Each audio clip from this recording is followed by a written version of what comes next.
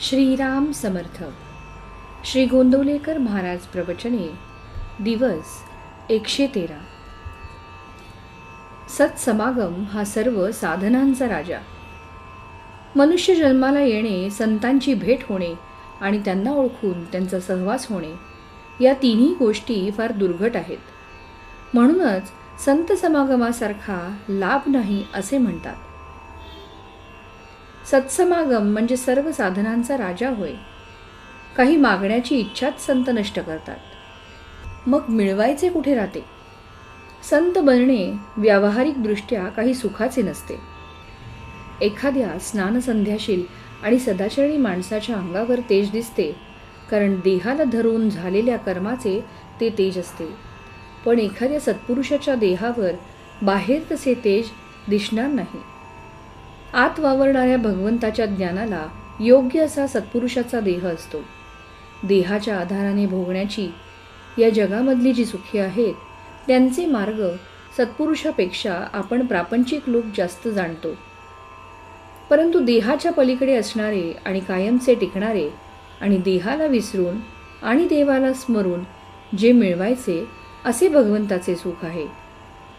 ते प्राप्त होण्याचा मार्ग समजावून घेण्यासाठी आपण सत्पुरुषाकडे गेले पाहिजे. विषय तृप्तीसाठी जावे आणि निर्विषय होऊन यावे हा संत संगतीचा परिणाम.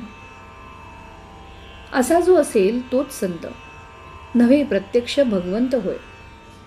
अशांची संगती केव्हा होईल ही तळमळ असावी.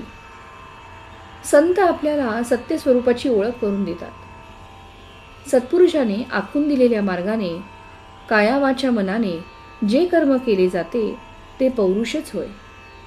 आघाडीत बसणारी सर्व माणसे, मग ती कोणत्याही क्लासमध्ये बसणारी असोत, इतकेच नव्हे तर बिनतिकिटाची माणसे देखील गाडीबरोबर सरळ म्हणजे शेवटच्या स्टेशनापर्यंत जाऊन पोचतात. त्याचप्रमाणे संतांची संगत करणारी सर्व माणसे भगवंतापर्यंत पोचतात.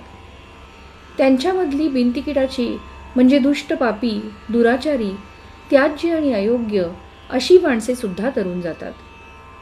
मात्र कोणीही गाडी तेवढी सोडता कामा नये. हाच सत्संगतीचा महिमा. परमार्थ साधण्यासाठी सत्संगती फार उपयोगी पडते.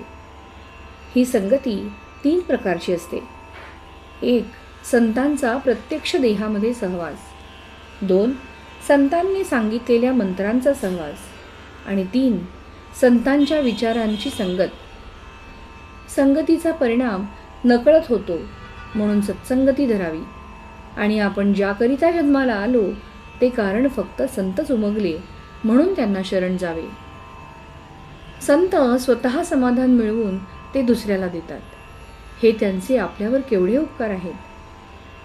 तात्पर्य, संतांजवळ जे समाधान असते ते आपल्याला लाभले म्हणजे संतांची प्रचिती आली असे समजावे. श्रीराम समर्थ.